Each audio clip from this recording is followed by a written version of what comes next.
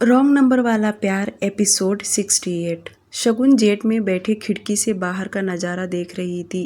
इस वक्त जेट आसमान में उड़ रहा था और शगुन यह नज़ारा पहली बार देख रही थी, जिससे उसका दिल कर रहा था कि वह जेट में से निकल के इन बादलों पर घूम कर आए। उसने अपने मोबाइल में कई सारे पिक्चर्स निकाली। वह जितना भोली भाली पहले थी, अब वह कहीं न कहीं चालाक होने लगी थी। उसके अंदर समझदारी आने लगा था और आज पहली बार इतनी दूर से अपने घर जा रही है। शगुन जब से अथर्व के पास आई थी, तब से वह आज पहली बार खुले अकेले सांस ले रही थी और यूं ही बाहर देखते देखते अचानक से शांत हो गई। उसके चेहरे का रंग बदल गया, क्योंकि अथर्व से आज आज़ाद हुई थी, वरना हर वक्त अथर्व उसके इर्द गिर्द ही रहता। शगुन अपनी सारी परेशानियां भूलकर इस पल को एंजॉय कर रही थी। उसे तो बस अपने परिवार वालों के पास पहुंचना था। अब उसे एक एक पल नहीं कट रहा। उसे अब ऐसा लग रहा था कब वह इंडिया पहुंच जाए। वह नए नए सपने देखने लगी थी कि वहां जाने के बाद वह क्या क्या करेगी, क्या क्या खाएगी और अपनी फैमिली वालों से ढेर सारी बातें करेगी। शगुन बहुत कुछ सोचने लगी। उसकी आंखों में एक अलग ही चमक दिखने लगा। 5 घंटे के बाद, इन 5 घंटों में अथर्व ने तेजी से कई दफ़ा बात कर चुका था। 5 घंटा 22 मिनट तक उनका जेट लैंड कर लिया। शगुन तेजा जेट से बाहर निकले तो उनके लिए कार वहां पहले से ही मौजूद था। अथर्व ने पहले ही इंडिया वाले मैनेजर को कॉल करके कह दिया था सब कुछ अरेंज करने के लिए। तेजा और शगुन दोनों कार के अंदर जाकर बैठ गए और वहां से उन्हें घंटे भर लगा होटल पहुंचने के लिए। इधर से राशि भी बार बार शगुन को कॉल किए जा रही थी कि कब वह पहुंचेगी, क्योंकि राशि और उसके माँ बाबा सभी लोग होटल जाकर मौजूद थे। उन्होंने अपने पड़ोसियों को यह बताया था कि वे लोग बाहर खाना खाने जा रहे हैं, क्योंकि शगुन दोपहर में इटली से निकली थी और उसे इंडिया आने के लिए अब शाम हो गया था और धीरे धीरे अब अंधेरा भी हो गया। राशि अपने माँ बाबा को लेकर सीधे होटल के अंदर चली गई थी और उसने अथर्व से रूम नंबर पूछ लिए। होटल हॉलीडे इन 8th फ्लोर, रूम नंबर 950, जिसमें शगुन रहने वाली थी, और तेजा का रूम 9 फ्लोर पर बुक था। अथर्व ने उसका रूम 9 फ्लोर पर बुक किया था ताकि आते जाते वह शगुन के रूम पर नज़र रखे। अथर्व ने तेजा का रूम इसलिए शगुन के बाजू में बुक नहीं किया। अगर उसकी कोई दुश्मन को पता भी चले तो तेजा यहाँ है तो उसे यही लगेगा उसके साथ अथर्व है, बट वह शगुन के पास में तेजा का रूम नहीं किया ताकि शगुन को कोई दिक्कत ना आए। तेजा का कार जैसे होटल के सामने जाकर रुका तो कार के अंदर बैठे ही शगुन ने इस स्कार्फ से अपने मुंह कवर कर लिए और ब्लैक कलर का गॉगल्स आंखों पर लगा लिए, क्योंकि यह सब करने के लिए अथर्व ने उसे बताया था ताकि उसे कोई पहचान ना सके। और शगुन भी उसकी बातों को मान गई। अगर वह ऐसे ही घूमेगी और किसी ने उसे देख लिया, पहचान लिया, तो उसकी फैमिली वालों को दिक्कत का सामना करना पड़ सकता है। दोनों कार में से बाहर निकले और होटल के अंदर गए। उनके लिए मैनेजर पहले से ही खड़ा था। तेजा अपना आईडी दिखाया। हेल्पर बॉय उनका लगेज लेकर लिफ्ट से होते हुए 8th फ्लोर पर गया और तेजा और शगुन दोनों दूसरे लिफ्ट से ही निकल पड़े। 2 मिनट में वे दोनों 8th फ्लोर पर पहुंच गए और तेजा रूम नंबर देखते हुए आगे बढ़ा। शगुन भी उसके पीछे चल पड़ी और रूम नंबर 950 देखा। उसने दरवाज़ा खटखटाया क्योंकि राशि और माया जी, श्याम जी पहले से मौजूद थे। वे लोग कब से शगुन के आने का इंतजार कर रहे थे। दरवाज़ा खटखटाने की आवाज़ सुन राशि तुरंत दरवाज़ा खोली और अपने सामने शगुन और तेजा को देख वह उछलते हुए राशि के गले लग गई और माया जी, श्याम जी तेजा को नमस्ते किया। वे सभी अंदर गए। तेजा ने दरवाज़ा बंद कर दिया। तेजा उन लोगों के सामने खड़ा था और अथर्व को कॉल लगाया और उसे बता दिया कि वे दोनों सही सलामत इंडिया पहुंच गए और अब इस वक्त वे दोनों होटल में हैं। शगुन मैम की फैमिली भी मौजूद है। तेजा वीडियो कॉल से दिखा भी दिया, जो देख अथर्व ने उसे अपनी फैमिली वालों से मिलने को कहा और कॉल काट दिया। वहीं तेजा शगुन को तरफ देख बोला, मैम आप यहीं रहिए, मैं अपने कमरे में फ्रेश होने जा रहा हूँ। जो सुन शगुन हाँ भर दी और तेजा कमरे से बाहर निकला, सीधे 9 फ्लोर पर गया। उसने कमरे में चला गया, इसमें जल्दी जल्दी फ्रेश होने लगा। वहीं रूम नंबर 950 में शगुन सोफे पर बैठ गई। उसके आसपास उसके बाबा, उसकी माँ, शगुन तीनों ने उसे घेर लिया था। शगुन को इतना अच्छा महसूस कर रही थी अपनी फैमिली के बीच में, जैसे कि उसने पुराने दिन वापस आ गए हो। माया जी ने कई दफ़ा उसे कहा कि पहले तू फ्रेश हो जा, पर शगुन उठ नहीं रही थी।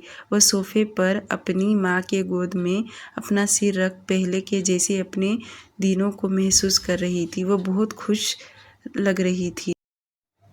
माया जी के लाख कहती रही, पर भी शगुन फ्रेश होने नहीं जा रही थी। थोड़ी देर के बाद तेजा फ्रेश होकर वापस कमरे में आया और देखा उसकी मैम शगुन अभी तक फ्रेश नहीं हुई है।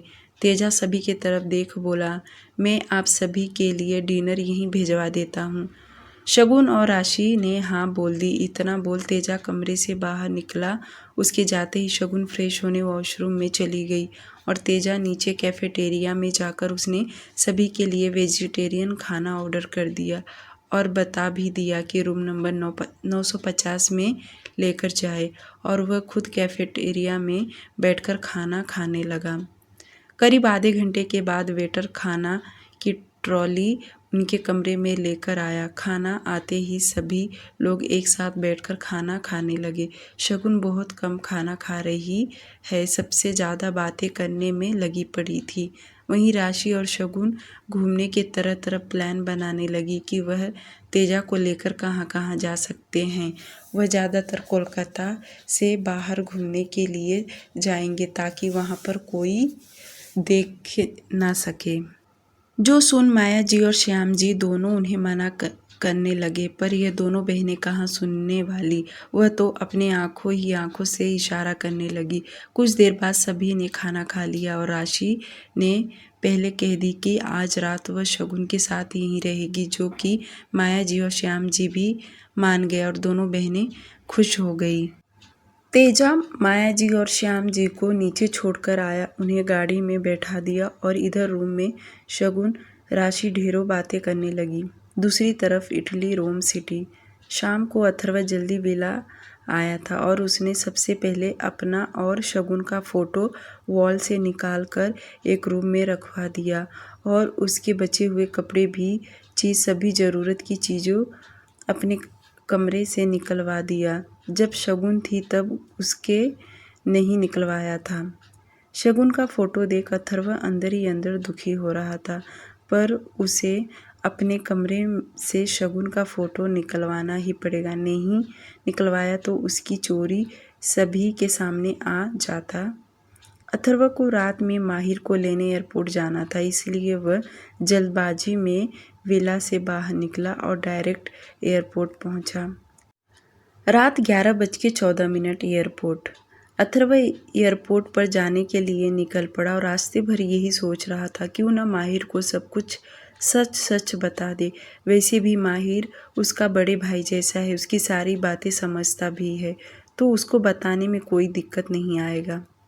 उसे बताने के बाद वह शगुन को 2-4 दिन के बाद अपने पास बुला लेगा।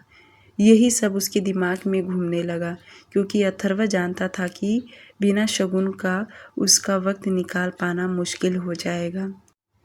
उसने फाइनली डिसीजन ले लिया कि आज नहीं तो कल माहिर को सब बता के शगुन को जल्दी से अपने पास बुला लेगा।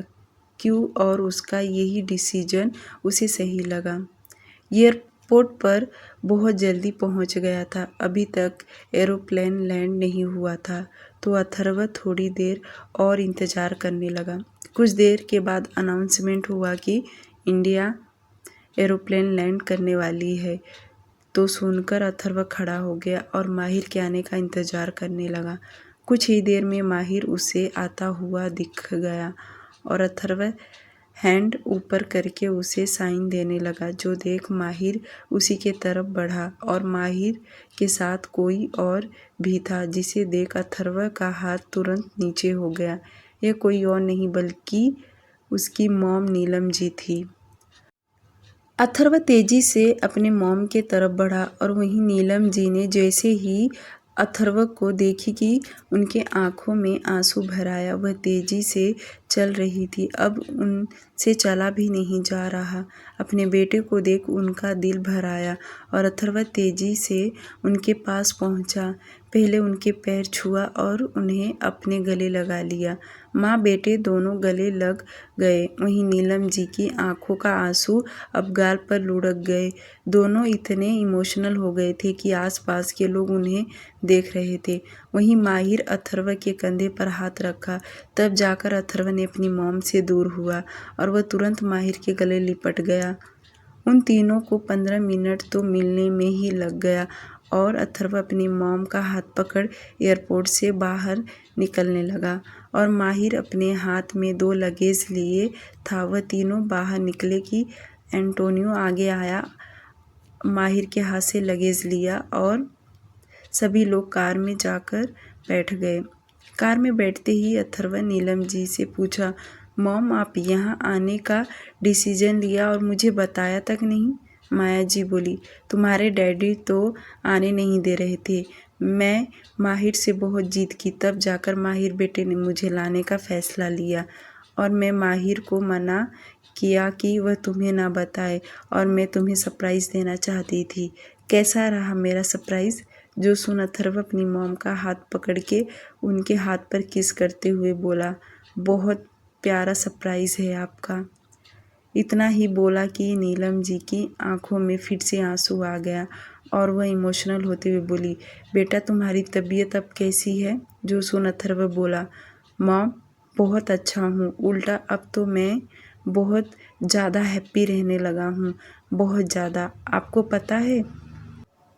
अथर्व इतना बोल चुप हो गया कि माहिर और नीलम जी उसके तरफ देखने लगे, मतलब वह क्या कहने वाला है। अथर्व गलती ही गलती में उसके मुंह से शगुन का नाम निकलने वाला था, पर वह चुप रहा और बात पलटते हुए बोला, मैं खुद इंडिया आने का सोच रहा था।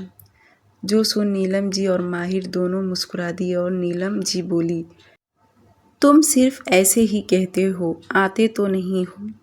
जो सुन अथर्व बोला, मैं भी आप लोगों को सरप्राइज़ देने का सोचा था, पर अब आप दोनों को मैंने बता दिया है तो डैड और आर्य को सरप्राइज़ दूंगा।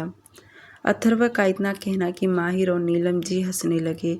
वहीं अथर्व आगे बोला, मॉम वैसे भी आप तो मुझसे भी ज़्यादा प्यार माहिर को करती हैं।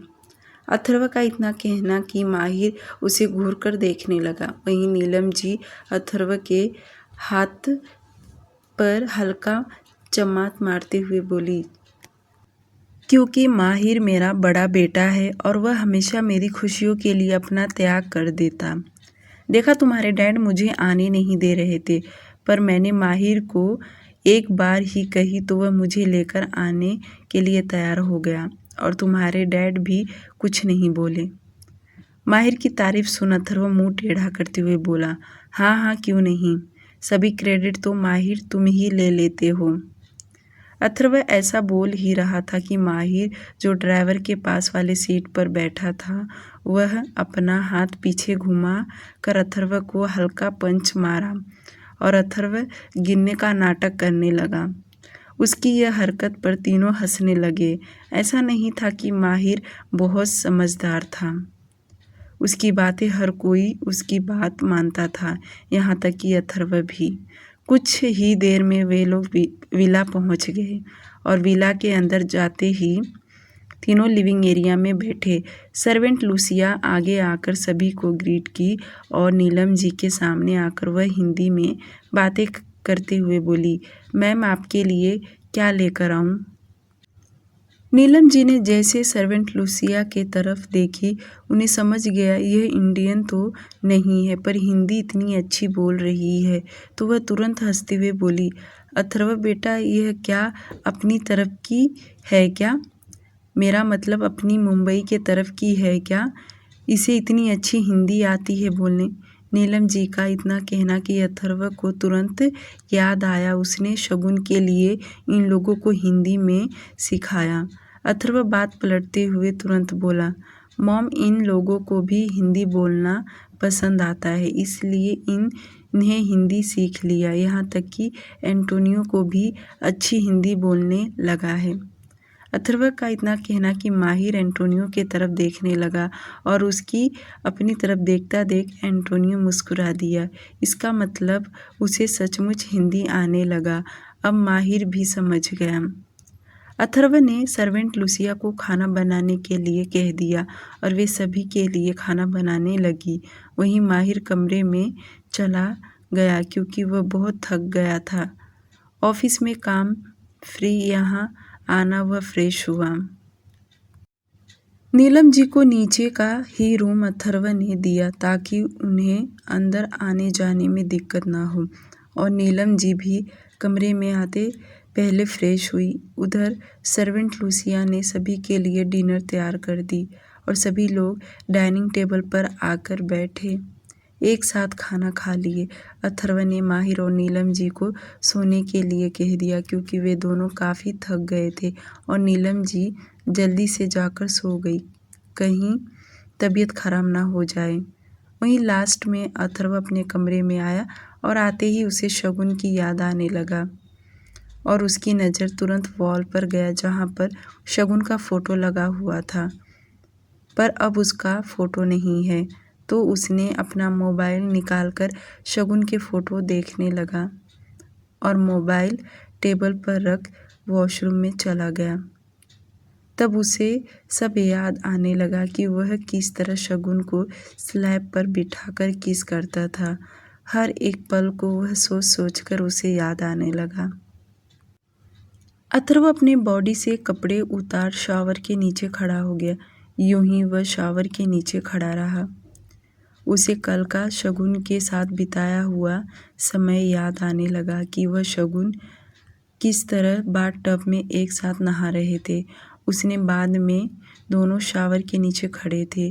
सभी चीज़ों को याद करके मायूस हो गया।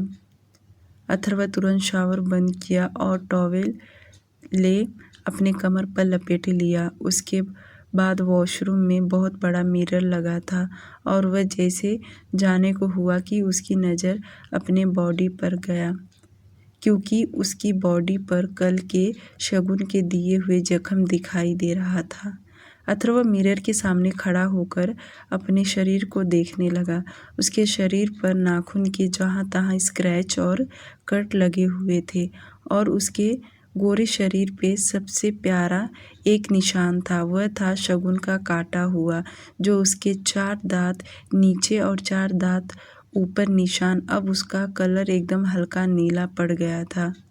अपने शरीर पर छोटे मोटे जख्म को देख अथर्व मुस्कुरा दिया और अपनी उंगली से जहाँ शगुन ने उसे काटी थी उसे छूकर महसूस करने लगा। तभी उसकी याद आया, शगुन ने कहा था कि उसके काटे हुए निशान को अथर्व टैटू बना ले। जो सोचकर अथर्व को कुछ सूझा आया और वह कमरे से बाहर निकला और क्लोसेट में जाकर अपने नाइट वेयर कपड़े पहना। थोड़ी देर में तैयार होकर कमरे में आया। अथर्व अपना मोबाइल हाथ में ले अपने बेड के तरफ देखा तो उसे शगुन याद आने लगी। आंखें बंद करके उसे महसूस करने लगा कि जैसे शगुन उसके पास ही है। जैसे आंखें खोला तो शगुन नहीं थी। वह आज माहिर को सब कुछ बताने का सोचा रहा था, पर अपनी मॉम को देख तो वह नहीं बता सकता और उसने नहीं बताने का ही फैसला लिया। अथर्व ने अपना मोबाइल ले सोचा कि क्यों न शगुन को कॉल करे, पर उसने टाइम देखा। इटली में रात के 12 बज रहे हैं तो इंडिया में अब सुबह के 4 और शगुन इस वक्त गहरी नींद में सोई होगी, इसलिए उसने कॉल नहीं लगाया। पर अथर्व को नींद भी नहीं आ रहा था और वह तुरंत बालकनी में गया और सिगरेट निकालकर फूंकने लगा। अथर्व की आंखों में नींद कोसों दूर था। सिगरेट स्मोक करने के बाद कमरे में आया और बेडशीट अभी तक चेंज नहीं हुआ था, क्योंकि कल वे दोनों इंटीमेट हुए थे। तो हाउसकीपिंग कल के ही बेडशीट चेंज कर दिया था और डेली उनका मॉर्निंग में बेडशीट चेंज होता था और आज भी मॉर्निंग में चेंज हुआ था। उसके बाद शगुन कई दफ़ा बेड पर बैठी और लेटी थी। शाम को उनकी बेडशीट अभी तक चेंज नहीं हुआ था। अथर्व बेड पर लेटे अपने दोनों हाथें फैलाकर शगुन को महसूस करने लगा। अथर्व बेड के बीचों बीच में लेटे सीलिंग को देखता रहा। यूं ही काफ़ी देर तक देखते रहने के बाद न जाने कब उसकी आंखें लग गई और वह इतनी भी गहरी नींद में नहीं सो पाया जैसे कि वह बाकी दिनों शगुन को अपनी बाहों में लेकर सोया करता था। इधर अथर्व सोया कि कुछ ही घंटों के बाद इंडिया में सुबह हो गया और शगुन राशि दोनों जल्दी उठ गई क्योंकि दोनों को बहुत बातें करना जो था। उनके माँ बाबा तो रात को ही घर चले गए थे। दोनों बहनें उठते ही शगुन ने आलस निकालते हुए राशि को फ्रेश होने के लिए कह दी और राशि भी ये बात अच्छे से जानती थी कि अभी तक उसकी बहन का आलसपन गया नहीं, जिसके चलते वह खुद चली गई फ्रेश होने और वह जल्दी से फ्रेश होकर बाहर आई और तैयार होने लगी। उसके बाद शगुन भी वॉशरूम में जाकर तैयार होने लगी और बाहर आने के बाद राशि ने उसका हल्का मेकअप की। दोनों बहनें तैयार हो गई थी। उतने में दरवाज़ा खटखटाने का आवाज़ आया तो राशि जाकर दरवाज़ा खोली तो दरवाजे पर तेजा था, जो देख उन दोनों को गुड मॉर्निंग विश किया। उसके बाद उन्हें ब्रेकफास्ट के लिए कहा, जो सुन दोनों तैयार होकर तेजा के साथ कैफेटेरिया में चली गई। सुबह का मौसम बहुत अच्छा था और ज़्यादा नीचे भीड़ भाड़ भी नहीं था। दोनों बहनें लास्ट कॉर्नर वाला सीट पर जाकर बैठी। उनके साथ तेजा भी बैठा। पहले तो तेजा दूसरे टेबल पर बैठने जा रहा था पर शगुन और राशि ने उसे अपने साथ बैठने के लिए कही और तेजा ने उन दोनों को मेनू दिखाया। मेनू देखकर उन्होंने ब्रेकफास्ट ऑर्डर कर दी। थोड़ी देर में उनका ब्रेकफास्ट आया और तीनों साथ में बैठकर ब्रेकफास्ट कर लिए। तेजा ने अपने साथ दोनों का फ़ोटो निकालकर अपने बॉस को मैसेज कर दिया और यह बात शगुन अच्छे से जानती थी कि क्योंकि उनके सामने ही उसने फ़ोटो निकाला। इसका मतलब तेजा हर पल का अपडेट देता रहेगा। ब्रेकफास्ट करने के बाद तेजा उन दोनों को अपने साथ कार में बिठाकर बाहर एक पास में पार्क में लेकर घुमाने ले गया। दोनों बहनों ने अपने चेहरे स्कार्फ से कवर किया था ताकि उन दोनों को कभी कोई पहचान वाले देख ना सके। वहीं श्याम जी का घर। श्याम जी हॉल में बैठे चाय पी रहे थे तो माया जी उनके पास आकर बोली, शगुन आ गई है, इसके बारे में हमें भूमि को खबर कर देना चाहिए ताकि वह भी आकर मिल ले। भूमि का नाम सुनते ही श्याम जी चाय साइड में रखते हुए बोले, गलती से भी ये गलती मत करना, हमें अभी तक बात किसी को भी नहीं बताना चाहिए। माना भूमि हमारी बड़ी बेटी है और उसे बताने पर वह ज़रूर भागते हुए शगुन से मिलने आ जाएगी। अगर उनके घर वालों को खबर हो गया तो उसकी सास पता है ना कहीं किसी को कह देगी तो यह बात बहुत बड़ी बन जाएगी और मैं नहीं चाहता मेरी बड़ी बेटी का बसा बसाया घर उजड़े। उस पर तो लोग उंगलियां उठाए तो भलाई इसी में है कि हमें अभी किसी को नहीं बताना है। ये बात हमारे घर में हम तक ही रहेगा। समझ में आ रही है तुम्हें मेरी बात? गलती से भी किसी के सामने कुछ मत कहना। श्याम जी का इतना कहना कि माया जी ने अपना सिर हाँ में हिला दी। वह भी समझ गई कि भूमि के घर इतना जल्दी नहीं बताना चाहिए, नहीं तो छोटी सी बात बहुत बड़ी हो जाएगी और उसका घर तो बहुत अच्छा है, कहीं इन सब के बीच में उसे प्रॉब्लम ना फेस करना पड़े। यही सब सोचकर माया जी चुप रहने में ही भलाई समझी। राशि 10 बजने का टाइम देख रही थी क्योंकि उसे आज भी ऑफिस का छुट्टी लेना था। वह लीव एप्लीकेशन पहले ऑफिस में नहीं दी थी, इसलिए उसे फिर से डर सताने लगा उसका जॉब न जाए। और जैसे 10 बजा कि राशि तुरंत वीर को कॉल लगाई। वीर अभी अभी ऑफिस आया था। उसने अभी तक अपना लैपटॉप भी ऑन नहीं किया था कि इतने जल्दी राशि का कॉल देख उसने कॉल पिक कर लिया। उसके कॉल रिसीव करते ही राशि बोली, गुड मॉर्निंग वीर सर। बदले में वीर ने भी उसे गुड मॉर्निंग विश किया। राशि बोली, सर मुझे और 2 दिन छुट्टी लेना है। जो सुन वीर बोला, पर क्यों? राशि वीर से झूठ नहीं बोलना चाहती थी क्योंकि पहले भी उसने सब कुछ सच सच वीर को बता दी थी जब वह इटली गई थी। और आज भी उसने सच बताने का ही डिसीजन ली। राशि थोड़ी साइड में जाकर सच बताते हुए बोली, वीर सर, मैंने आपको पहले ही बताई थी ना कि मेरी छोटी बहन शगुन लापता है। वीर बोला। राशि आगे बोली, आपको मैंने बीच में बताई थी कि मैं जब छुट्टी पर थी तब हम पूरी फैमिली उससे मिलने इटली गए थे। वह कल ही इंडिया आई है और हमारे रिश्तेदारों में अभी तक किसी को हमने बताया नहीं, और मैंने सिर्फ और सिर्फ आपको ही बता रही हूँ क्योंकि मैं उसके साथ 2 दिन वक्त बिताना चाहती हूँ, तो मैं नहीं आ पाऊँगी। वीर बहुत समझदार था और वह राशि की बातें अच्छे से समझ गया कि उसकी बहन अचानक से लापता हो गई थी और अचानक से मिल गई, जिसके वे लोग रिश्तेदारों या आसपास के लोगों को बताना नहीं चाहते। वीर उसकी बातें समझते हुए बोला, ठीक है, कोई बात नहीं, तुम लीव एप्लीकेशन मोहित को ईमेल कर दो, वह HR को दे देगा। वीर का हाँ सुनकर राशि उछलते हुए हाँ भर दी और 2 मिनट हुए दोनों यूं ही बातें करते रहे। वीर आज के शेड्यूल के बारे में उससे पूछ लिया और राशि ने उसे सब कुछ बता दिया और इसी के साथ वह दोनों ने कॉल कट किया। दूसरी तरफ इटली रोम सिटी, सुबह का वक्त। नीलम जी रात को जल्दी से सो गई थी, इसलिए उनकी आंखें भी जल्दी खुल गई और वह उठकर पहले नहा धोकर कमरे से बाहर आई। उन्हें आदत था नहाने के बाद पूजा पाठ करना, पर यहाँ पर उन्हें देवघर तो दिखाई नहीं दिया और ये बात पहले से भी उन्हें पता था, इसलिए वह विला से बाहर निकली और हाथ जोड़कर 2 मिनट भगवान से प्रार्थना की।